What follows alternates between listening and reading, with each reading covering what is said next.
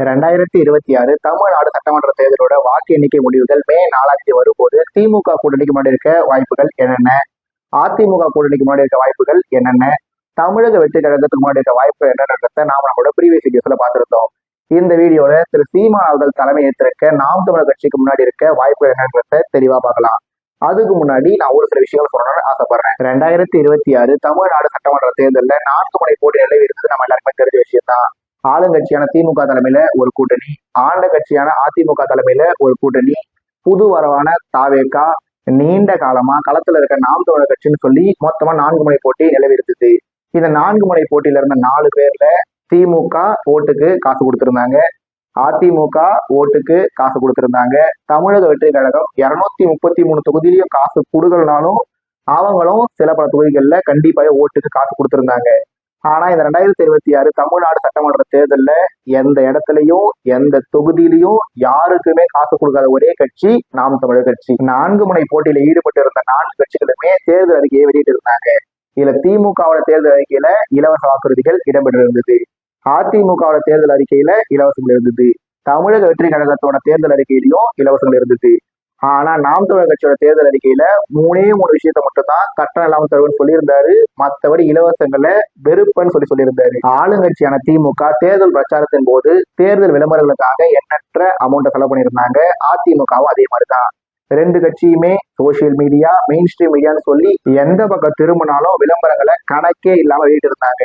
தமிழக வெற்றி கழகம்னா விளம்பரம், விளம்பரம்னா தமிழக வெற்றி கழகம் சொல்லி நான் சொல்லி உங்களுக்கு தெரிய வேண்டியதில்லை. ஆனா நாம் தமிழர் கட்சி எந்த இடத்துலயாவது பெரிய அளவுக்கு விளம்பரம் பண்ணியிருந்தான்னு கேட்டா கண்டிப்பாவே இல்லை. ஏன்னா அவங்க கிட்ட விளம்பரம் பண்றதுக்கு காசு இல்லை. தேர்தல் பிரச்சாரம் நடந்த அந்த 1 மாசத்துல திமுக பத்தின தலைப்பு செய்திகள் கணக்கேல வந்திருந்தது, அதிமுக பத்தின தலைப்பு செய்திகளும் கணக்கேல வந்திருந்தது.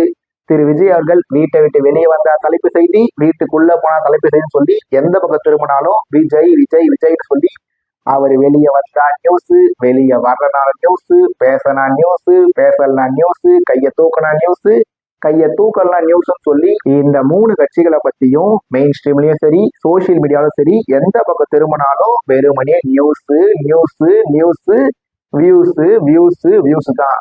ஆனா நாம் தமிழர் கட்சியை பத்தி இந்த தேர்தல் பிரச்சாரத்தின் போது எந்த நியூஸ் சேனலாவது பெரிய அளவுல பேசுறாங்கன்னு சொல்லி கேட்டீங்கன்னா போன எலெக்ஷனோட கம்பேர் பண்ணும்போது ஓரளவுக்கு பேசியிருக்கலாம்.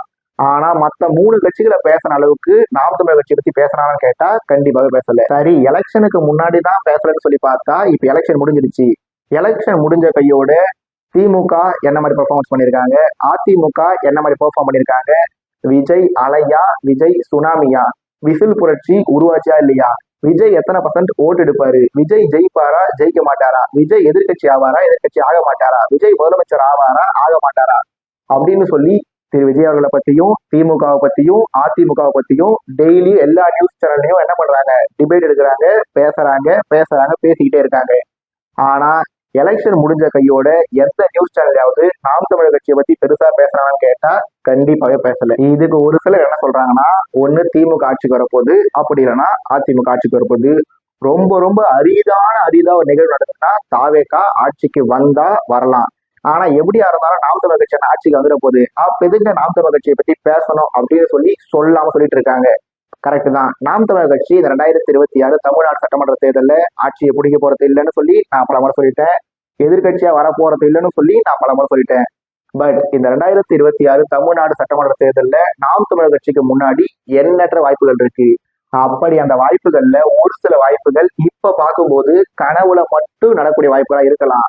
ஆனா கால நகர நகர காட்சிகள் மாற மாற இந்த வாய்ப்புகள் எல்லாமே இன்னைக்கு இல்லைனாலும் என்னைக்கோ ஒரு நாள் கண்டிப்பாவே நடக்கூடிய வாய்ப்புகள் தான். அப்படி அந்த வாய்ப்புகள் என்னன்றத நாம ஒவ்வொன்றா பார்க்க தொடங்கலாம்.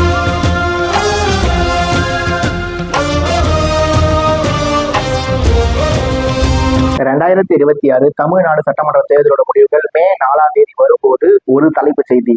அந்த தலைப்பு செய்தி என்னன்னா, நாம் தமிழர் கட்சியோட தலைமை ஒருங்கிணைப்பாளர் திரு சீமான் அவர்கள் காரைக்குடியில் வெற்றி. நாம் தமிழர் கட்சி 143 தொகுதிகளில் முன்னிலை, நாம் தமிழர் கட்சி 143 தொகுதிகளில் வெற்றி, முதல்வராகவும் திரு சீமான் அப்படின்னு சொல்லி ஒரு தலைப்பு செய்தி திரு சீமான் அவர்கள் முதலமைச்சரா பொறுப்பேற்று ஒரு வருஷம் ஆயிடுச்சுன்னு வச்சுப்போம்.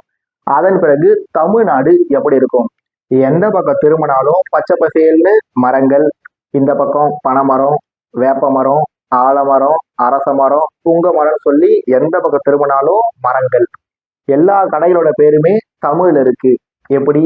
வெற்றி தமிழ் படிப்பகம், வெற்றி தமிழ் அங்காடி, வெற்றி தமிழ் மளிகை கடை, வெற்றி தமிழ் மருந்தகம், வெற்றி தமிழ் உணவகம், வெற்றி தமிழ் பல்பொருள் அங்காடி, வெற்றி தமிழ் முடிவெட்டும் கடை, வெற்றி தமிழ் தையல் நிலையம், வெற்றி தமிழ் சலவை நிலையம், வெற்றி தமிழ் பேருந்து நிறுத்தம், வெற்றி தமிழ் மருத்துவமனை, வெற்றி தமிழ் வெற்றி தமிழ் வெற்றி தமிழ்னு சொல்லி எந்த பக்கம் திரும்பினாலும் தமிழ்ல மட்டும்தான் பெயர் பலகை இருக்கும். அதனால தமிழ் வெற்றி பெற்று இருக்கும். இது மட்டுமா, தமிழ்நாடு முழுக்க டாஸ்மாக் கடைகளை மூடிட்டு இருப்பாரு. தமிழ்நாட்டுல போதை பொருள்ன்ற ஒண்ணே இல்லாம போயிட்டு இருக்கும். அரசு பள்ளிகள், அரசு கல்லூரிகள், அரசு மருத்துவமனைகள், அரசு பேருந்துகள்னு சொல்லி இது எல்லாமே தரமா இருக்கும், சிறப்பா இருக்கும். தனியார் பள்ளிகளுக்கு, தனியார் கல்லூரிகளுக்கு, தனியார் போக்குவரத்துக்கு போட்டி போடுற மாதிரி அவ்வளவு சிறப்பா தரம் உயர்த்தப்பட்டிருக்கும். மின்தடைன்ற ஒண்ணு இருக்கவே இருக்காது. படித்தவர் படிக்காதவர் அனைவருக்கும் அரசு வேலைன்னு சொல்லி நம்மளோட வீட்டு பக்கத்திலேயே அரசு வேலை கொடுத்துருப்பாரு. மாடு வளர்ப்பாரு, ஆடு வளர்ப்பாரு, கோழி வளர்ப்பாரு, தேனி வளர்ப்பாரு, பட்டுப்பூச்சி வளர்ப்பாரு, கால்நடை கழிவுகள்ல இருந்து எரிகாட்டு எடுப்பாரு. வேலை இல்லை என்ற சொல்லுக்கு வேலையெல்லாம் பண்ணியிருப்பாரு. வறுமைக்கு வறுமை வர வச்சிருப்பாரு, பசிக்கு பசி வர வச்சிருப்பாரு. பாலுக்கு அழாத குழந்தை, கல்விக்கு ஏங்காத மாணவன், வேலைக்கு அழாத இளைஞர் என்ற பகத்சிங் கனவை நிறைவேற்றிருப்பாரு. இது மட்டும் இல்லாம தற்சார்பு பசுமை தாய்மை பொருளாதாரத்தின் மூலமா அங்கங்க எண்ணற்ற தொழிற்சாலைகளை உருவாக்கி, இயற்கை சார்ந்த தொழிற்சாலைகளை உருவாக்கி அந்த தொழிற்சாலைகள்ல எண்ணற்ற மக்களுக்கு வேலைவாய்ப்பு தந்து மக்களோட வாழ்வாதாரத்தையும் முன்னேற்றி அரசோட வருமானத்தையும் கூட்டி தமிழ்நாட்டுல இருக்க 5 லட்சம் கோடி 10 லட்சம் கோடின்னு சொல்லி இதுக்கு முன்னாடி வாங்கின எல்லாரோட கடனையும் அவர் அடைக்குவான்னு சொல்லியிருந்தாரு. ஆனா தற்சார்பு பசுமை தாய்மை பொருளாதாரத்தின் மூலமா அந்த வருமானத்தின் மூலமா தமிழ்நாடு வாங்கின மொத்த கடனை அடைச்சி கடன் இல்லா மாநிலமா தமிழ்நாட்டை மாத்துறதோட மட்டும் இல்லாம இந்தியாவில மட்டும் இல்ல உலகத்தோட தலை சிறந்த மாநிலமா தமிழ்நாட்டை திரு சீமான் அவர்கள் உயர்த்துவார்னு சொல்லி அவரோட தம்பிகளும் அவரோட தங்கைகளும் அவரோட கொள்கையை நம்புறவங்களும் அவரோட கோட்பாட்டை நம்புறவங்களும் கண்டிப்பாவே நம்பிட்டு தான் இருக்காங்க. இதெல்லாம் 2026 நடக்க போதுன்னு கேட்டா கண்டிப்பா நடக்க போறது இல்லை. ஏன்னா திரு சீமான் அவர்கள் 2026 100% தமிழ்நாட்டோட முதலமைச்சரா ஆக போறது இல்லை. ஆனா தமிழ்நாட்டை முன்னேற்றத்துக்கான கனவோட ஒரு தலைவர் இந்த 2026 தமிழ்நாடு சட்டமன்ற தேர்தலில் செயல்பட்டு இருந்தாருன்னு சொன்னா அது திரு சீமான் அவர்கள் மட்டும்தான். திரு ஸ்டாலின் அவர்களுக்கு கனவு இருந்தது என்னன்னு சொல்லி தொடர்ந்து 2வது முறையா முதலமைச்சர் ஆகணும்ட்டு. ஐயா எடப்பாடி பழனிசாமி அவர்களுக்கும் ஒரு கனவு இருந்தது, என்ன மக்களால் தேர்ந்தெடுக்கப்பட்டு நாமளும் எம்ஜிஆர் ஜெயலலிதா மாதிரி ஒரு முதலமைச்சர் ஆகணும் அப்படின்னு சொல்லி. திரு விஜய் அவர்களுக்கும் ஒரு கனவு இருந்தது, என்னன்னு சொல்லி சினிமால இருந்து வந்து எம்ஜிஆர் முதலமைச்சர் ஆனாரு, என்டிஆர் முதலமைச்சர் ஆனாரு, ரஜினி கமலால் கூட பண்ண முடியாத ஒரு விஷயத்த பண்ணணும்னு சொல்லி திரு விஜய் அவர்களுக்கு ஒரு கனவு இருந்தது. இப்படி முத்துவேல் கருணாநிதி ஸ்டாலின், எடப்பாடி பழனிசாமி, ஜோசப் விஜய் சொல்லி இவங்க 3 பேருக்கு இருந்த கனவுன்றது முதலமைச்சர் ஆகணுன்ற கனவு. ஆனா திரு சீமான் அவர்களுக்கு இருந்த கனவுன்றது தமிழ்நாட்டு மக்களை முன்னோக்கி கொண்டு போகணும், பின்னோக்கி இருக்க தமிழ்நாட்டை முதன்மை மாநிலமா மாத்தணுன்ற ஒரு சிறப்பான கனவு, வீரியமிக்க கனவு, எதிர்கால சந்ததியோட வாழ்வாதாரத்தை தூக்கி நிறுத்துறதுக்கான கனவு. இந்த கனவு 2026 வேணா நடக்காம போயிருக்கலாம். ஆனா என்னோட கணிப்புப்படி 2031 இந்த கனவுக்கான முதல் விதை கண்டிப்பா விதைக்கப்படும். சரி, திரு சீமான் அவர்கள் இந்த 2026 தமிழ்நாடு சட்டமன்ற தேர்தலில் 100% தமிழ்நாட்டோட முதலமைச்சர் ஆக போறது இல்லை. அப்ப அவருக்கு முன்னாடி இருக்க 2வது வாய்ப்பு என்ன? திரு சீமான் அவர்கள் 2026 தமிழ்நாடு சட்டமன்ற தேர்தலோட முடிவு வரும்போது கண்டிப்பாக 100% அவர் எதிர்கட்சி தலைவரா வரப்போறது இல்லை. ஒருவேளை மறுபடியும் கனவுலகத்துல திரு சீமான் அவர்கள் தமிழ்நாட்டோட எதிர்கட்சி தலைவரா ஆனா எப்படி இருக்குன்னு சொல்லி ஒரு சில பாயிண்ட பார்க்கலாம். நாம இதுக்கு முந்தின வீடியோஸ்ல பேசும்போது தமிழ்நாட்டோட தலை சிறந்த எதிர்கட்சி இது திராவிட முன்னேற்ற கழகம். தமிழ்நாட்டோட தலை சிறந்த எதிர்கட்சி தலைவர் யாரு? முத்துவேல் கருணாநிதி ஸ்டாலின் அப்படின்னு சொல்லியிருந்தோம். ஒருவேளை 2026 தமிழ்நாடு சட்டமன்ற தேர்தலில் முடிவு வரும்போது திரு சீமான் அவர்கள் தமிழ்நாட்டோட எதிர்கட்சி தலைவர் ஆனான்னு வச்சுக்க, இதன் பிறகு தமிழ்நாட்டோட சிறந்த எதிர்கட்சி திராவிட முன்னேற்ற கழகம் இல்ல, நாம் தமிழர் கட்சி. தமிழ்நாட்டோட தலை சிறந்த எதிர்கட்சி தலைவர் முத்துவேல் கருணாநிதி ஸ்டாலின் இல்ல, தமிழ்நாட்டோட தலை சிறந்த எதிர்கட்சி தலைவர் செந்தமிழன் சீமான் அப்படின்ற ஒரு வரலாறு இன்னிலிருந்து தொடங்கப்படும். அடுத்து திரு சீமான் அவர்கள் ஒருவேளை தமிழ்நாட்டோட எதிர்கட்சி தலைவர் ஆயிட்டார்னா 2017 சமயத்துல இந்த நம்பிக்கை வாக்கெடுப்பு நடந்து ஐயா ஸ்டாலின் அவர்கள் சட்டசபையில சட்டையை கிழிச்சுக்கிட்டு வெளியே வந்து மாசா ஒரு போஸ்ட் கொடுத்திருப்பாரு. ஆனா திரு சீமான் அவர்கள் தமிழ்நாட்டோட எதிர்கட்சி தலைவர் ஆயிட்டாருன்னா தமிழ்நாட்டோட முதலமைச்சரா ஐயா முத்துவேல் கருணாநிதி ஸ்டாலின் அவர்கள் இருந்தாலும் சரி, ஐயா எடப்பாடி பழனிசாமி அவர்கள் இருந்தாலும் சரி, ஒருவேளை திரு ஜோசப் விஜய் அவர்கள் இருந்தாலும் சரி, இவங்க 3 பேர்ல யாரு தமிழ்நாட்டோட முதலமைச்சரா இருந்தாலுமே எப்பெல்லாம் சட்டசபை கூடுதோ, எப்பெல்லாம் சட்டசபையில திரு சீமான் அவர்கள் பேசுறாரோ, அவர் பேசி முடிச்ச உடனே தமிழ்நாட்டோட முதலமைச்சரா இருக்கிறவரை என்ன பண்ணுவாரு, சட்டையை கிழிச்சுக்கிட்டு கண்டிப்பாவே சட்டமன்றத்தை விட்டு பதற பதற வெளியே ஓடுவாரு. ஏன்னா திரு சீமான் அவர்கள் சட்டமன்றத்துக்கு போகாதப்பவே எப்படி பேசுவாருன்றத நம்ம பல முறை பார்த்திருப்போம். ஒருவேளை அவர் சட்டமன்றத்துக்கு போய் சட்டமன்றத்துக்கு எதிர்கட்சி தலைவரா போனாருன்னா, ஆளுங்கட்சியை பார்த்து எதிர்கட்சிகள் அலர்ன காலம் போய் ஒரு எதிர்கட்சியை பார்த்து என்டையர் ஆளுங்கட்சி அலர்ன ஒரு சம்பவம் இதுக்கப்புறம்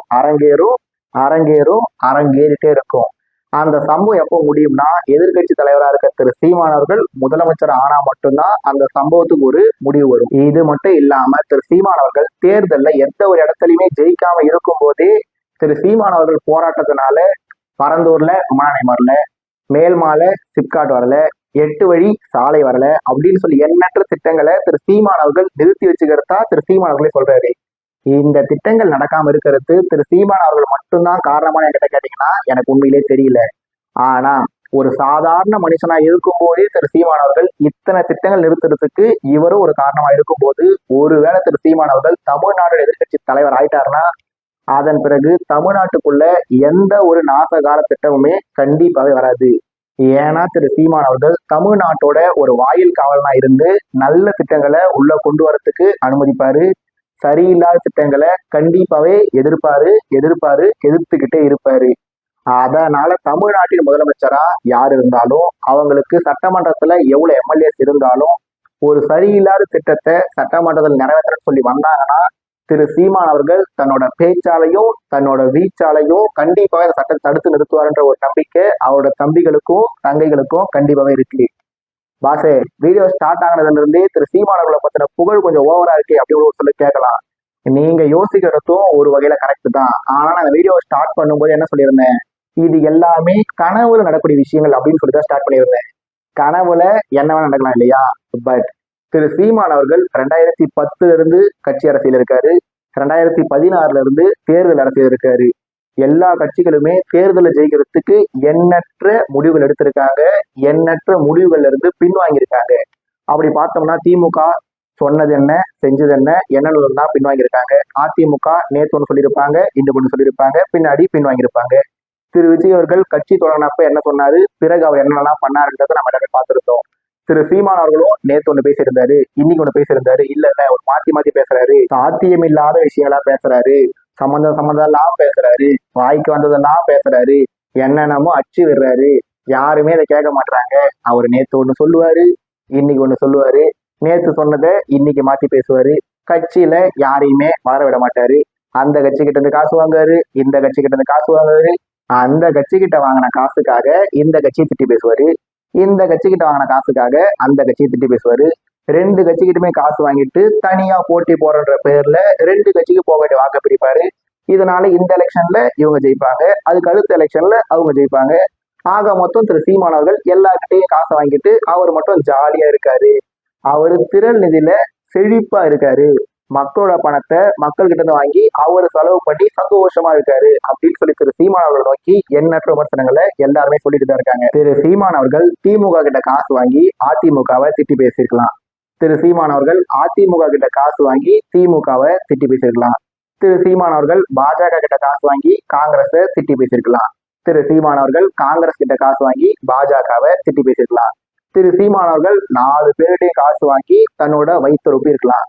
திரு சீமான் அவர்கள் மக்கள் கிட்ட இருந்து திரள் நிதின்ற பேர்ல கோடி கணக்குல காசை வாங்கி அவர் அதை செலவு பண்ணி சந்தோஷமா வாழ்ந்துட்டு இருக்கலாம். திரு சீமான் அவர்கள் தன்னை தவிர வேற யாருமே கட்சியில வளர்ந்துடக்கூடாது அப்படின்றதுக்காக கட்சியில வளர்ந்து வர திறமைசாலைகளை தொடர்ந்து கட்சியை விட்டு நீக்கிட்டே இருந்திருக்கலாம். இதெல்லாம் விஷயம் நடந்திருக்கலாமான்னு கேட்டா நடந்திருக்கலாம். இதெல்லாம் நடந்ததா இல்லையான்னு சொல்லி ஒண்ணு திரு சீமான் அவர்களுக்கு காசு கொடுத்தவங்களுக்கு தெரியும், அப்படி இல்லைன்னா காசு வாங்கின திரு சீமான் அவர்களுக்கு தெரியும். ஆனா வெளியிருந்து பாக்குற ஒரு பொது பார்வையாளர் ஒரு விஷயத்த சொல்லணும்னு ஆசைப்படுறேன்.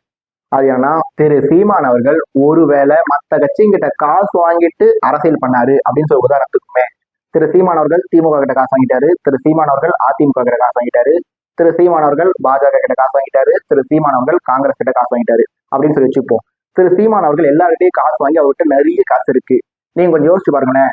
என்கிட்ட ஒரு 10,000 ரூபாய் இருக்கு, கையில 10,000 இருக்க ஒருத்தர் இன்னொருத்தர்கிட்ட போயிட்டு 10 ரூபா பிச்சை கேட்பாரா? கண்டிப்பாவே கேட்க மாட்டாரு. அவர்கிட்ட 10,000 கூட இல்லைன்னு வச்சுப்போம், பையில 10 ரூபா கூட இல்லாத ஒருத்தர் கூட இன்னொருத்தர்கிட்ட போயிட்டு பிச்சை கேட்கறதுக்கு, பிச்சைன்ற வார்த்தையை சொல்றதுக்கு தயங்குவாரு. ஆனா திரு சீமான் அவர்கள் திமுக கிட்ட காசு வாங்கிட்டாராமா, அதிமுக கிட்ட காசு வாங்கிட்டாராமா, பாஜக கிட்ட காசு வாங்கிட்டாராமா, காங்கிரஸ் கிட்ட காசு வாங்கிட்டாராமா, திருநிதின்ற பேர்ல மக்கள் கிட்டையும் காசு வாங்கி கோடி கோடியா செலவு பண்ணி சந்தோஷமா இருக்காராமா. அப்படி கோடி கோடியா காசு வச்சிருக்க திரு சீமான் அவர்கள் எதுக்காக மக்கள் கிட்ட வந்து கையேந்தி நிக்கணும்? பிச்சை எடுக்காத குறையா நம்ம பார்த்திருக்கோம். இந்த தேர்தல் பிரச்சாரத்தின் போதும் சரி, தேர்தல் பிரச்சாரத்துக்கு முன்னாடியும் சரி, பல முறை திரு சீமான் அவர்கள் பிச்சை எடுத்தாவது இந்த அண்ணன் உங்களுக்கு செய்ய வேண்டியதை கண்டிப்பாவே செய்வா அப்படின்ற வார்த்தையை திரு சீமான் அவர்கள் திரும்ப திரும்ப திரும்ப சொல்லியிருக்காரு. ஒரு தடவையும் வீடியோ போட்டு மக்கள் கிட்ட திருநிதியை கேட்டுதான் இருக்காரு. நீங்க எல்லாரும் கொஞ்சம் யோசிச்சு பாருங்களேன். ஐயா ஸ்டாலின் அவரோட வாயில இருந்து பிச்சைன்ற வார்த்தை வருமா? ஐயா எடப்பாடி பழனிசாமி அவரோட வாயில இருந்து பிச்சைன்ற வார்த்தை வருமா? திரு விஜய் அவர்களோட வாயில இருந்து பிச்சைன்ற வார்த்தை வருமானத்தை நீங்க எல்லாரும் யோசிச்சு பார்த்துக்க. அப்படி இருக்கும்போது இவங்க எல்லாரும் ஏன் பிச்சைன்ற வார்த்தை வெளியே சொல்ல மாட்டாங்க? ஏன்னா அவங்க எல்லாருமே கோட்டீஸ்வரங்க, அவங்க எல்லாருக்கிட்டையுமே காசு கணக்கே இல்லாம இருக்கு. அப்படி இருக்கிறதுனால அவங்க யாருமே மக்கள் கிட்ட வந்து கையேந்தி நிக்கிறது கிடையாது. ஆனா திரு சீமான் அவர்கள் ஒரு தடவையும் மக்கள் கிட்ட வந்து கையேந்தி நிக்கிறாரு. ஏன்னா அவர்கிட்ட காசு இல்லை. ஏன் அவர் காசை வச்சுக்கிட்டே கூட சும்மா ஒரு பேச்சுக்காக வந்து மக்கள் கிட்ட கையேந்தலாமே அப்படின்னு கூட சொல்லலாம். பிச்சைக்காரன் படத்துல கூட ஒரு டைலாக் வரும், கை ஏந்திர பரம்பரைக்கு கை ஓங்குற பழக்கம் இருக்காது அப்படின்ற மாதிரி. அதனால கையில காசு இருக்கவன் கண்டிப்பாவே கையேந்த மாட்டான். அதனால திரு சீமான் அவர்கிட்ட பணம் இருக்குதா, பணம் இல்லையா? திரு சீமான் அவர்கள் மற்ற கட்சி கிட்ட பணம் வாங்கினாரா இல்லையா? திரு சீமான் அவர்கள் திரள் நிதியால ஜாலியா இருக்காரா இல்லையா? இதெல்லாம் எனக்கு தெரியாதுதான். ஆனா திரு சீமான் அவரோட வாழ்க்கை முறையை பார்க்கும்போது அவர் கண்டிப்பாவே கஷ்டப்பட்டு மக்கள் கிட்ட இருந்து வாங்கின காசு மூலமா தான் கட்சி நடத்துறாருன்றது என்னோட ஒரு சின்ன அனுமானம். அது சரியா இருக்கலாம், சரியா இல்லாமலும் போகலாம். அடுத்து திரு சீமான் அவர்கள் மேல வைக்கப்படுற இன்னொரு விமர்சனம், முக்கியமான விமர்சனம் என்ன? திரு சீமான் அவர்கள் மாத்தி மாத்தி பேசுறாரு அப்படின்ற ஒரு விஷயம். மேபி திரு சீமான் அவர்கள் நடிகரா இருக்கும்போது ஒரு மாதிரி பேசியிருக்கலாம், கட்சி தொடங்கின காலகட்டத்துல ஒரு மாதிரி பேசியிருக்கலாம். திரு சீமான் அவர்கள் 2015 சமயத்துல திருச்சியில ஒரு மாநாடு போட்டப்ப கூட பெரியாரை பத்தி பெருமையா பேசினாருன்னு நினைக்கிறேன். இதன் மூலம் என்ன தெரிய வருது? திரு சீமான் அவர்கள் ஒரு காலத்துல பெரியாரை ஃபாலோ பண்ணாரு, இப்ப பெரியார் எழுதுகிறாருன்றது கரெக்ட் தான். ஆனா எல்லாருமே என்ன சொல்றாங்க? திரு சீமான் அவர்கள் மாத்தி மாத்தி பேசுறதா சொல்றாங்க. திரு சீமான் அவர்கள் தொடக்க கட்டத்துல ஒரு சில விஷயங்களை சொல்லியிருக்கலாம், அதன் பிறகு அதுல இருந்து மாறி இருக்கலாம். ஒன்ஸ் அவர் மாறின பிறகு திரும்ப அந்த விஷயத்த மாத்தி பேசுறாரா இல்லையான்றதான் முக்கியமான விஷயம். ஏன்னா ஒரு மூவி டைரக்டர் ஆகட்டும், எந்த ஒரு ஃபீல்டா இருந்தாலுமே அந்த ஃபீல்டுக்குள்ள நம்ம புதுசா போகும்போது நம்ம பண்ற எல்லா விஷயங்களும் நமக்கு ஒரு மாதிரி புதுசா தான் இருக்குமே. அதை தொடர்ந்து தொடர்ந்து பண்ணதான் நமக்கு என்ன தெரிய வரும், அதுல இருக்க ஃப்ளோ, அதுல இருக்க நுணுக்கம் என்ன, நாம பண்ற விஷயம் கரெக்டா இல்லையா, நாம எதெல்லாம் இம்ப்ரூவ் பண்ணணும்னு சொல்லி கொஞ்சம் கொஞ்சமா இம்ப்ரூவ் ஆக முடியும். அதனால திரு சீமான் அவர்கள் கட்சி அரசியலுக்கு, தேர்தல் அரசியலுக்கு வந்த புதுசுல ஒரு சில விஷயங்களை சொல்லியிருக்கலாம், பிறகு அதுல இருந்து மாறுபட்டு பேசியிருக்கலாம். ஆனா திரு சீமான் அவர்கள் ஒரு பொசிஷனுக்கு வந்த பிறகு தன்னோட கொள்கை என்ன, கோட்பாடு என்ன, தன்னோட அரசியல் எதை நோக்கி போக போகுது அப்படின்றத கொஞ்சம் கிளியர் கட்டா முடிவு பண்ண பிறகு திரு சீமான் அவர்கள் தான் சொன்ன விஷயத்துல இருந்து மாறினாரான்னு கேட்டா என்னை பொறுத்த வரைக்கும் கண்டிப்பாவே மாறல. ஏன்னா திரு சீமான் அவர்கள் ஒரு கூட்டத்துல எவ்வளவு நேரம் பேசுறாரு? 1 மணி நேரம் பேசுறாரு, 2 மணி நேரம் பேசுறாரு, ஏன் 3 மணி நேரம் பேசியிருக்காரு. அப்படி கூட்டம் மாத்தி ஒரு கூட்டத்துல இப்படி பேசும்போது திரு சீமான் அவர்கள் எல்லா கூட்டத்திலையும் பேசின விஷயத்தை கூட பேசியிருக்கலாம். ஆனா நேத்து பேசின விஷயத்துக்கு இன்னைக்கு மாத்தி பேசுறாரா கேட்டா கண்டிப்பா மாத்தி பேசுறது இல்லை. தொடக்க காலத்துல ஒரு சில விஷயங்களை பேசியிருக்கலாம், அதை திரும்ப மாத்தி பேசியிருக்கலாம். ஒன்ஸ் அவர் செட் ஆன பிறகு அவரோட கொள்கையில இருந்தும் சரி, கோட்பாட்டுல இருந்தும் சரி, கண்டிப்பா விலகினது இல்லை. அதெல்லாம் சரி பாசு. விஜய் அவர்கள் அரசியல் வந்தப்ப திரு சீமான் அவர்கள் ஆதரிச்சாரு, இப்ப திரு விஜய் அவர்களை மட்டும்தான் எதிர்க்கிறாரு அப்படின்னு ஒரு சில கேட்கலாம். கரெக்ட் தான். திரு சீமான் அவர்கள் விஜய் அரசியலுக்கு வரன்னு சொன்னப்ப ஆதரிச்சாரு, இப்ப கடுமையா எதிர்க்கிறாரு, எல்லாமே கரெக்ட் தான். ஆனா அவரு எதனால விஜய் எதிர்க்கிறாரு, எப்பத்துல இருந்து விஜய் எதிர்க்கிறாருன்னு பார்த்தாலே போதும் திரு சீமான் அவர்கள் தன்னோட கொள்கையில, தன்னோட கோட்பாட்டுல ஸ்ட்ராங்கா இருக்காரான்றது நல்லாவே தெரிய வரும். திரு விஜய் அவர்கள் பெரியார கொள்கை தலைவரா சொன்ன பிறகுதான் திரு சீமான் அவர்கள் விஜய் எதிர்க்கிறாரு. திரு விஜய் அவர்கள் திராவிடமும் தமிழ் தேசியமும் எனது இரு கண்கள் அப்படின்னு சொன்ன பிறகுதான் திரு சீமான் அவர்கள் விஜய எதிர்க்கிறாரு. திரு விஜய் அவர்கள் மத சார்பற்ற சமூக நீதி அப்படின்னு சொன்ன பிறகுதான் திரு சீமான் அவர்கள் விஜய் எதிர்க்கிறாருன்னு சொல்லி திரு சீமான் அவர்கள் ஏன் விஜய் எதிர்க்கிறாருன்றத பத்தி பல பாயிண்ட்ஸ் சொல்ல முடியும். பட் இந்த வீடியோன்றது இந்த 2026 தமிழ்நாடு சட்டமன்ற தேர்தலோட முடிவு வரும்போது திரு சீமான் அவர்களுக்கு முன்னாடி இருக்க வாய்ப்புகள் என்னன்றதை பத்தி பாக்குற வீடியோ தான். இதுல நாம கனவுகள்ன்ற வாய்ப்பு என்னென்ன பத்தி பேசியிருந்தோம். திரு சீமான் அவர்கள் முதலமைச்சரானா எப்படி இருக்கும், திரு சீமான் அவர்கள் எதிர்கட்சி தலைவரானா எப்படி இருக்கும்ன்றத பத்தி பார்த்திருந்தோம். இதுக்கு நடுவுல சம்மந்தமே இல்லாம எங்கேயோ ஆரம்பிச்சு எங்கேயோ சீமான் ஏன் விஜய் எதிர்க்கிறாருன்ற பாயிண்ட் வரைக்கும் நான் பார்த்துட்டோம். அப்படி மேல பேசின பாயிண்ட்ல பல பாயிண்ட் இந்த வீடியோவுக்கு சம்மந்தம் இல்லாத பாயிண்டா இருந்திருக்கலாம். ஆனா இதுல பல பாயிண்ட்ஸ் நான் பல வீடியோஸ்ல பேச நினைச்சிருந்த பாயிண்ட் தான். அதனால அந்த பாயிண்ட்ஸை அப்படியே வச்சுக்கிட்டு நாம அப்படியே திரு சீமான் அவர்களுக்கு முன்னாடி இருக்க மூணாவது வாய்ப்பு என்ன அப்படின்றத பார்ப்போம். அதுல மூணாவது வாய்ப்பு திரு சீமான் அவர்கள் இரட்டை இலக்கத்துல சீட்டு ஜெயிக்கிறது. இதுவுமே கூட 2026 தமிழ்நாடு சட்டமன்ற தேர்தல்ல கனவுல மட்டுமே நடக்கக்கூடிய வாய்ப்பு தான். அதனால கனவுல நடக்கக்கூடிய வாய்ப்புகளை ஏற்கனவே பார்த்துட்டதுனால இந்த பாயிண்டை ஸ்கிப் பண்ணிட்டு அப்படியே இந்த 2026 தமிழ்நாடு சட்டமன்ற தேர்தலோட முடிவு வரும்போது நாம் தமிழர் கட்சிக்கு நடக்கக்கூடிய வாய்ப்புன்னு சொல்லி ஒரு சிலது இருக்கும் இல்லையா, அந்த வாய்ப்பாக நகருவோம். அதுல முதல் வாய்ப்பு திரு சீமான் அவர்கள் காரைக்குடியில ஜெயிக்கிறது. 2026 தமிழ்நாடு சட்டமன்ற தேர்தல்ல தமிழ்நாட்டுல இருக்க 234 தொகுதியிலும் போட்டியிடுற ஒரே கட்சி நாம் தமிழர் கட்சி. தமிழக வெற்றி கழகம் என்னதான் 234 தொகுதிக்கு வேட்பாளர் அறிவிச்சிருந்தாலும் எடப்பாடி தொகுதியில அவங்க செல்லாத போயிட்டு இருந்தாங்க. அதனால தமிழக வெற்றி கழகம் வெறுமனே 233 தொகுதியில மட்டும் தான் போட்டிட்டு இருக்காங்க. அப்படி இருக்கிறதுனால 234 தொகுதியில போட்டியிட நாம் தமிழர் கட்சி எத்தனை சீட்ல ஜெயிப்பாங்க அப்படின்னு சொல்லி யாருமே கேட்டதில்லை. ஏன்னா 2026 தமிழ்நாடு சட்டமன்ற தேர்தலோட முடிவு வரும்போது நாம் தமிழர் கட்சி கண்டிப்பாவே 233 தொகுதியில 100% இல்லைனாலும் 99% கண்டிப்பாவே ஜெயிக்க மாட்டாங்க. மீதம் இருக்க ஒரு தொகுதி காரைக்குடி தொகுதி. காரைக்குடி தொகுதியில நாம் தமிழர் கட்சியோட தலைமை ஒருங்கிணைப்பாளர் திரு சீமான் அவர்கள் போட்டிடுறாரு. திரு சீமான் அவர்கள் காரைக்குடி தொகுதியில ஜெயிப்பாரா ஜெயிக்க மாட்டாரன்றதை பத்தி நாம ஏற்கனவே ஒரு வீடியோ போட்டிருந்தோம். அந்த வீடியோ நம்ம என்ன சொல்லியிருந்தோம்னா, திரு சீமான் அவர்கள் காரைக்குடி தொகுதியில 33% இருந்து 60% வரைக்கும் ஓட்டு எடுப்பாரு. திரு சீமான் அவர்கள் காரைக்குடியில ஜெயிக்கிறதுக்கு 80% வாய்ப்பு இருக்கு, தோக்கறதுக்கு 20% வாய்ப்பு இருக்குன்னு சொல்லியிருந்தோம். மேல சொன்ன கருத்தை நாம 2026 பிப்ரவரி மாசத்துல சொல்லியிருந்தோம். இப்ப ஏப்ரல் மாசம் நடக்குது. இப்போ நான் அந்த கருத்துல ஸ்ட்ராங்கா இருக்கேன்னு கேட்டீங்கன்னா கண்டிப்பாவே ஸ்ட்ராங்கா தான் இருக்கேன்.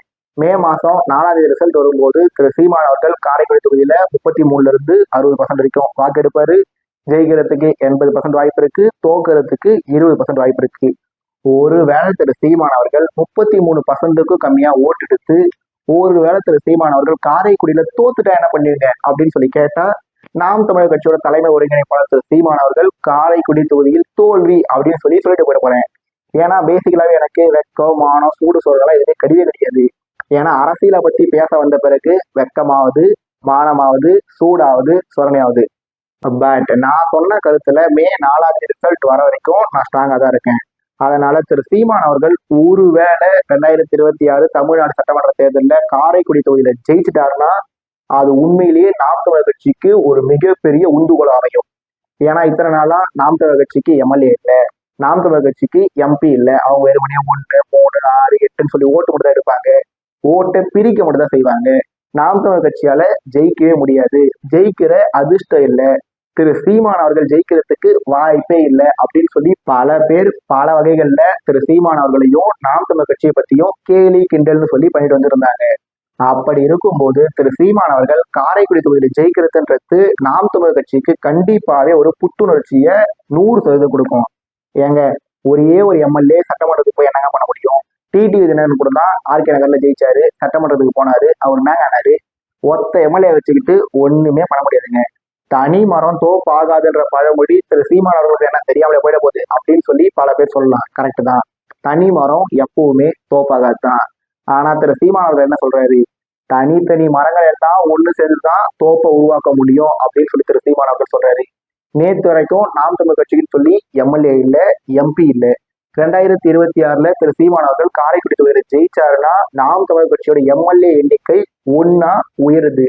2029 நாடாளுமன்ற தேர்தலில் நாம் தமிழ் கட்சியோட எம்பி எண்ணிக்கை 1 உயர்ந்தாலும் உயரலாம். இப்படி 1, 2, 3 சொல்லி உயர்ந்தாதான் திரு சீமான் அவர்கள் 2031 தமிழ்நாட்டோட முதலமைச்சர் ஆக முடியும். அந்த வகையில திரு சீமான் அவர்கள் காரைக்குடி தொகுதியில ஜெயிக்கிறதுன்றது ரொம்ப ரொம்ப முக்கியமான விஷயம். அது நாம் தமிழர் கட்சிக்கும் சரி, தமிழ்நாட்டு மக்களுக்கும் சரி. ஒருவேளை திரு சீமான் அவர்கள் காரைக்குடி தொகுதியில தோத்துட்டா என்னவாகும் அப்படின்னு சொல்லி கேட்டீங்கன்னா, திரு சீமான் அவர்கள் காரைக்குடி தொகுதியில தோக்கிறதுன்றது உண்மையிலேயே நாம் தமிழர் கட்சிக்கு ஒரு மிகப்பெரிய பின்னடைவு தான். ஏன்னா 2016 கடலூர்ல தோக்குறாரு, 2021 திருவொற்றியூர்ல தோக்குறாரு. இப்ப 2026 காரைக்குடியிலும் தோத்துட்டாருன்னா தொடர்ந்து 3 தேர்தல்ல நாம் தமிழர் கட்சியே தோக்குறாங்க. நாம் தமிழர் கட்சியோட தலைமை ஒருங்கிணைப்பாளரும் தோக்குறாரு. கட்சியும் தோத்து கட்சியோட தலைவரும் தோக்குறாருன்னா அது உண்மையிலேயே அந்த கட்சிக்கு மிகப்பெரிய பின்னடைவு தான்.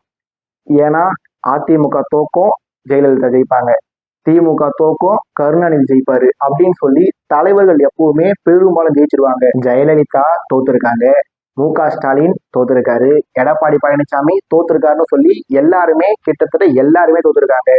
ஐயா கருணாநிதி தோத்ததில்ல, மோடி தோத்ததில்னு சொல்லி ஒரு சில உதாரணங்கள் இருந்தாலும் எண்ணற்ற தலைவர்கள் எலெக்ஷன்ல தோத்துருக்காங்க.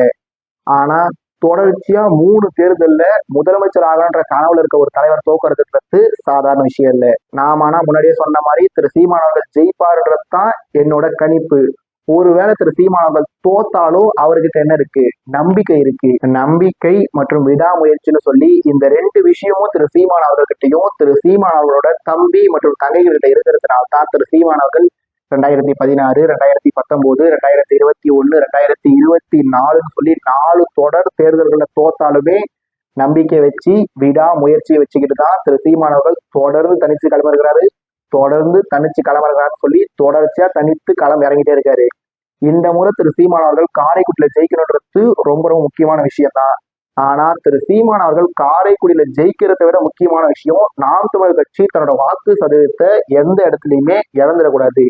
2016 தொடங்கி 2024 வரைக்கும் சொல்லி 4 பொது தேர்தலுக்கு தேர்தல் நாம் தமிழர் கட்சி தன்னோட வாக்கு சதவீதத்தை கொஞ்சம் கொஞ்சமா உயர்த்தினாலும் அது மெதுவான வளர்ச்சின்னு பல பேர் சொன்னாலும் நான் பல வீடியோல சொன்ன மாதிரி நாம் தமிழர் கட்சியோட வளர்ச்சின்றது மெதுவான வளர்ச்சி இல்ல, நிலையான வளர்ச்சி. ஏன்னா எந்த ஒரு அரசியல் கட்சியா இருந்தாலும் அந்த அரசியல் கட்சியோட எலெக்ஷன் பெர்ஃபார்மன்ஸ்ன்றது தேர்தலுக்கு தேர்தல் அதிகரிக்கும் குறையும் அதிகரிக்கும் சொல்லி ஒரு பிளக்சுவேஷன் தான் இருக்கும்.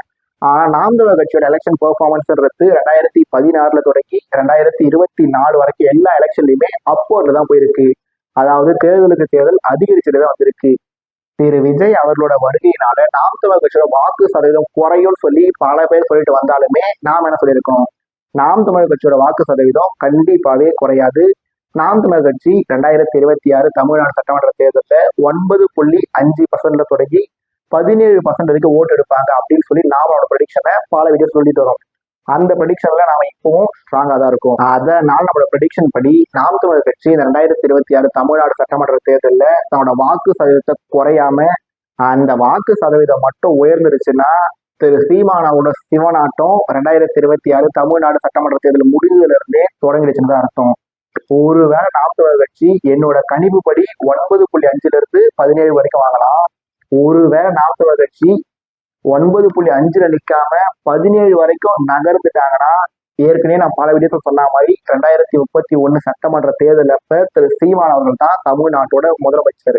ஏன்னா 2016 சட்டமன்ற தேர்தல்ல நாம் தமிழர் கட்சி 1% ஓட்டு, 2021 சட்டமன்ற தேர்தல்ல 6% ஓட்டு, இப்ப 2026 17% ஓட்டுனா 1, 6, 17 இந்த ஜம்ப் வச்சு பார்க்கும்போது 2031 சட்டமன்ற தேர்தல் வரும்போது நாம் தமிழர் கட்சி மறுபடியும் ஒரு முறை எந்த கட்சியோடவும் கூட்டணி வைக்காம 234 தொகுதியில 117 ஆண்கள் 117 பெண்கள்னு சொல்லி இதே கொள்கையோட இதே கோட்பாட்டோட இதே சித்தாந்தத்தோட மறுபடியும் ஒரு முறை தில்லா கெத்த எலெக்ஷன்ல நிற்கும் போது நாம் தமிழர் கட்சி 17 கண்டிப்பாவே 45க்கு ஜம்ப் ஆவாங்க. திரு சீமான் அவர்கள் தமிழ்நாட்டோட தன்னிகரற்ற முதலமைச்சரா கண்டிப்பாவே மாறுவார்ன்றது என்னோட சின்ன கணிப்பு. இது நடக்கலாம், நடக்காம போகலாம். 2031 வரைக்கும் நான் இருக்காம போகலாம். திரு சீமான் அவர்கள் தன்னோட கொள்கை கோட்பாட்டுல இருந்து விலகி கூட்டணி கூட வச்சாலும் வச்சிருக்கலாம். பட் திரு சீமான் அவர்கள் ஏற்கனவே பல வீடியோ சொன்ன மாதிரி அவர் தனிச்சு போட்டிட்டு இந்த எலெக்ஷன்லையும் அவர் தன்னோட வாக்கை இழக்காம தன்னோட வாக்கு சதவீதத்தை உயர்த்தினார்னா கண்டிப்பாவே 2031 தமிழ்நாட்டோட முதலமைச்சர் செந்தமிழ் சீமான்றதுல எந்த சந்தேகமும் இல்லை. சரிபாசே நாம் தமிழர் கட்சியோட வாக்கு சதவீதம் உயர்ந்துட்டா திரு சீமான் அவர்கள் 2031 முதலமைச்சர் ஆயிடுவாரு. ஒருவேளை 2026 எலெக்ஷன்லயே நாம் தமிழர் கட்சியோட வாக்கு சதவீதம் எல்லாருமே சொல்ற மாதிரி எண்ணற்ற கருத்து கணிப்புகள் சொல்ற மாதிரி 8.2 5, 4, 3, 2 சொல்லி குறைஞ்சிட்டா என்ன பண்ணாங்க அப்படின்னு சொல்லி கேட்டீங்கன்னா நாம் தமிழர் கட்சியோட வாக்கு சதவீதம் ஒருவேளை குறைஞ்சிருச்சுன்னா அது உண்மையிலேயே திரு சீமான் அவர்களுக்கு ஒரு பேரடி, தலையில விழுந்த பேரிடி. 1, 3, 6, 8ன்னு சொல்லி ஒவ்வொரு எலெக்ஷனா கொஞ்சம் கொஞ்சமா தன்னோட கொள்கை கோட்பாடுகளை சொல்லி சொல்லி தனியா போட்டி போட்டு தொண்டை வத்த பேசி ஓட்டு எடுத்துட்டு வந்து அந்த ஓட்டு பரமபத விளையாட்டுல ஏரியில கொஞ்சம் கொஞ்சமா ஏறிட்டே போயிட்டு பாம்பு குத்தி ஸ்ட்ரெயிட்டா கீழே வந்த மாதிரி ஒருவேளை திரு சீமானோட வாக்குகள் குறைஞ்சிருச்சுன்னா அது உண்மையிலேயே மிகப்பெரிய விஷயம் தான். திரு சீமானோட அரசியல் கரியரே முடிஞ்சிருக்கான். ஆனா திரு சீமான் அவர்கள் பொழப்புக்காக அரசியல் வந்தவர் இல்லை, கொள்கைக்காகவும் கோட்பாட்டுக்காகவும் அரசியல் வந்தவர். அப்படி இருக்கிறதுனால இந்த 2026 தமிழ்நாடு சட்டமன்ற தேர்தலில் திரு சீமான் அவர்களோட நாம் தமிழர் கட்சியோட வாக்கு சதவீதம் குறைஞ்சாலுமே அவர் கண்டிப்பாவே 2029 நாடாளுமன்ற தேர்தலில் மறுபடியும் ஒரு முறை 20 ஆண்கள் 20 பெண்கள்னு சொல்லி மறுபடியும் ஒரு முறை தனித்து தன்னோட அதே கொள்கை அதே கோட்பாடு அதே சித்தாந்தத்தோட ABCD ADMK BJP Congress DMK ஒருவேளை தமிழக வெற்றி கழகம் 2029 நாடாளுமன்ற தேர்தலில் போட்டி போட்டா தமிழக வெற்றி கழகம்னு சொல்லி களத்துல இருக்க எல்லா கட்சியுமே எதிர்த்து திரு சீமான் அவர்கள் மறுபடியும் ஒரு முறை கண்டிப்பாவே தேர்தலில் களமிறங்குவாரு. அதே வேகத்தோட அதே விவேகத்தோட அதே சித்தாந்த தெளிவோட திரு சீமான் அவர்கள் மீண்டும் மீண்டும் மீண்டும் தேர்தலில் மக்களுக்காக கண்டிப்பாவே களம் இறங்கிட்டே தான் இருக்க போறாரு. ஏன்னா திரு சீமான் அவர்கள் தன்னை என்னவா முன்னிறுத்துறாரு? திரு சீமான் அவர்கள் தன்னை ஒரு சீன மூங்கிலா முன்னிறுத்துறாரு. திரு சீமான் அவர்கள் 2010 கட்சி தொடங்கி 2016 அந்த சீன மூங்கிலோட விதைய பூமியில போட்டாரு. அந்த சீன மூங்கில் கொஞ்சம் கொஞ்சமா தரைக்கு அடியில வளர்ந்து போயிட்டே இருக்கு.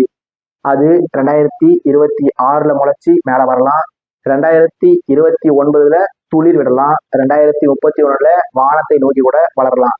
இது எதுவுமே நடக்காம திரு சீமான் அவர்கள் நட்ட அந்த சீன மூங்கில் பூமிக்குள்ளேயே செத்து மடிஞ்சிடலாம். பட் அந்த மூங்கில் மேல வருது, மேல வரலன்றதை தாண்டி திரு சீமான் அவர்கள் தன்னோட கடைசி மூச்சு வரைக்கும் கண்டிப்பாக களத்துல இறக்கி போராடத்தான் போறாரு. அதனால திரு சீமான் அவர்கள் இந்த 2026 தமிழ்நாடு சட்டமன்ற தேர்தலில் காரைக்குடி தொகுதியில ஜெயிக்காம போகலாம். திரு சீமானோட நாம் தமிழர் கட்சி 8.2% ஓட்டை தக்க வைக்கலாம். இல்ல என்னோட கணிப்புப்படி 9.5 தொடங்கி 17% வரைக்கும் ஓட்டு எடுக்கலாம். அப்படி இல்லைன்னா பல கருத்து கணிப்புகள் வந்தா மாதிரி 8.2% கூட குறைஞ்சிடலாம்.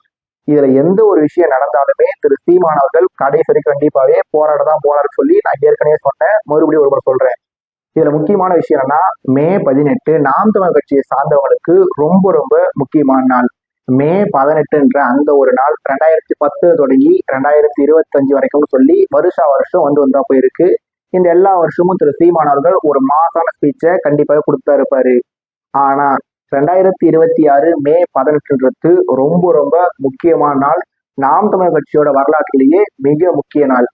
ஏன்னா ஒருவேளை திரு சீமான் அவர்கள் காரைக்குடியில ஜெயிச்சு ஒருவேளை நாம் தமிழர் கட்சி 2 இலக்கத்துல வாக்கு சதவீதம் வாங்கிட்டாங்கன்னா இந்த மே 18 நாம் தமிழர் கட்சியோட வரலாற்றுலையும் நாம் தமிழர் கட்சியோட வளர்ச்சி பயணத்திலையும் நாம் தமிழர் கட்சியோட வெற்றி சரித்திரத்திலையும் 2026 மே 18 அந்த ஒரு நாள் ஒரு இன்றியமையாத நாளா கண்டிப்பாவே பதிவு செய்யப்படும். அதனால எல்லா கட்சி சேர்ந்த தலைவர்களும் எலெக்ஷன் கேம்பெயின் முடிஞ்ச உடனே ரெஸ்ட் எடுக்க போயிட்டாங்க. ஆனா திரு சீமான் அவர்கள் மே 18 பொதுக்கூட்டத்தை எந்த மாவட்டத்துல போடலாம், அதை எவ்வளவு பெருசா போடலாம் அப்படின்ற ஆலோசனை தான் தகவல் வர தொடங்கி இருக்கு. அதனால மே 4 ரிசல்ட் வரப்போது. மே 18 திரு சீமான் அவர்கள் மறுபடியும் ஒரு முறை மே 18 பேசப்படுறது. மே 4 ரிசல்ட் வந்த பிறகு மே 18 திரு சீமான் அவர்கள் பேசும்போது திரு சீமான் அவர்கள் நாம் தமிழர் கட்சியோட தலைமை ஒருங்கிணைப்பாளராக மட்டும்தான் இருப்பாரா, இல்ல காரைக்குடியோட சட்டமன்ற உறுப்பினராகவும் மாறி இருப்பாரா? திரு சீமான் அவர்கள் மே 18 பேசும்போது ஒற்றை இலக்க வாக்கு சதவீதம் வச்சிருக்க ஒரு கட்சியோட தலைமை ஒருங்கிணைப்பாளர் இருப்பாரா, இல்ல இரட்டை இலக்கத்துல வாக்கு சதவீதம் வச்சிருக்க ஒரு கட்சியோட தலைமை ஒருங்கிணைப்பாளரா மே 18 பேச போறாரா? கடைசியா 2016 2019 2021 2024 சொல்லி 4 பொது தேர்தல்ல மெதுவான வளர்ச்சி, அதாவது நிலையான வளர்ச்சி பெற்ற நாம் தமிழர் கட்சி இந்த 2026 தமிழ்நாடு சட்டமன்ற தேர்தலில் கூடுதலான வளர்ச்சி பெற்று 2031 திரு சீமான் அவர்கள் முதலமைச்சர் ஆவார் அப்படின்றதுக்கான ஒரு நம்பிக்கையை அவரோட தம்பி தங்கைகளுக்கு மே 4 வர ரிசல்ட் தருமா இல்ல தராதா? திரு சீமான் அவரோட வளர்ச்சியை திரு விஜய் அவர்கள் தடுத்தாரா இல்லையா?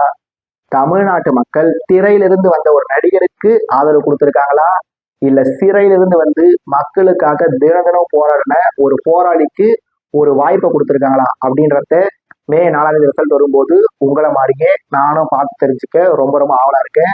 அந்த முடிவு என்ன வருதுன்றத மே 4ஆம் தேதி வரைக்கும் காத்திருந்து தெரிஞ்சுக்கலாம்.